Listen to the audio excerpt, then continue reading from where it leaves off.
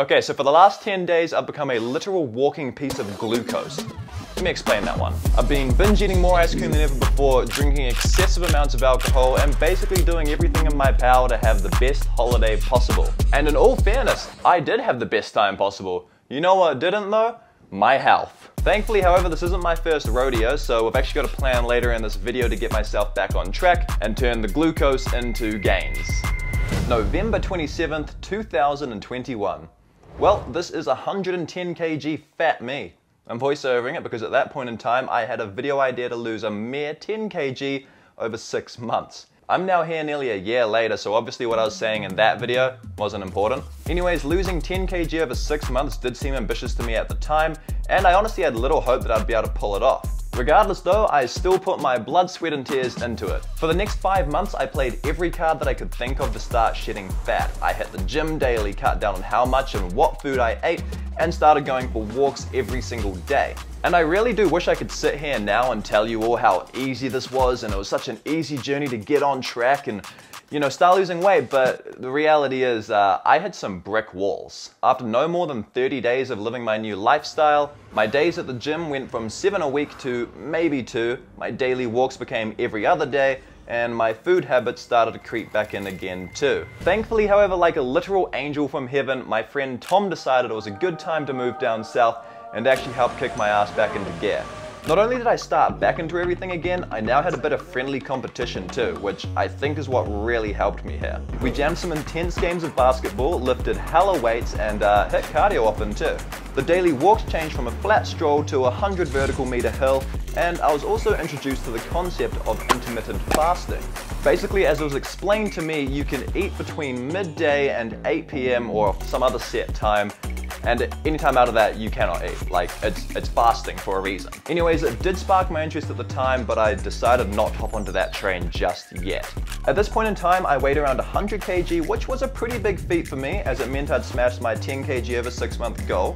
But if you read the title correctly, and I'm pretty sure that you would have, it says 30 kg, not 10. So there's another 20 kg to lose. And that brings us to the no sugar challenge. I made the decision to go absolutely zero sugar for 2 months straight, stupidly making the decision too to exclude natural fruit as well. So I cleared and sorted the cupboards and wrote out my meal plans, and at first it was actually pretty easy and I started to have a bit of fun with it. However, after about 2 weeks I started getting massive headaches and consistently feeling weak. Any physical thing I'm doing just takes even more energy out of me. Like, I went and climbed up the Sugarloaf Hill today to film a video, and I feel like shit. It was at this moment that I decided to reintroduce fruit into my diet, so we only really went 14 days without it, but this instantaneously cleared everything up. So combine a no sugar diet with daily walks, regular gymming, and shit tons of water, and what do you get? Well, for me it was another 10 kg loss, which brought me down to 90 kg. This time that was over 60 days instead of 5 months. June 14th, 2022. The day that my other best friend Tyron decided to join us too. And this is where I think I had a pretty big lifestyle change too. After doing no sugar for 2 months, I had become very aware of what foods contained sugar and what foods didn't. I also somehow started intermittent fasting without even trying to. My dietary habits basically became bacon and eggs around 11 AM and then a simple dinner of rice and chicken around 7 PM. And to add to this, we also stopped going to the gym consistently. Like, I'm meaning, period. We cancelled our subscriptions. But in saying that, we didn't stop daily gymming. The bro Tyron pulled through and bought a set of dumbbells, which meant that we started working out 2 days on and 1 day off with those. This change in lifestyle really became noticeable as we were going into the winter months, so working out outside in snow, rain, and below freezing temperatures, yeah, it was a little different from an air-conditioned gym. Anyways, fast forward a few months and that brings us to right here, right now, this moment in time, November.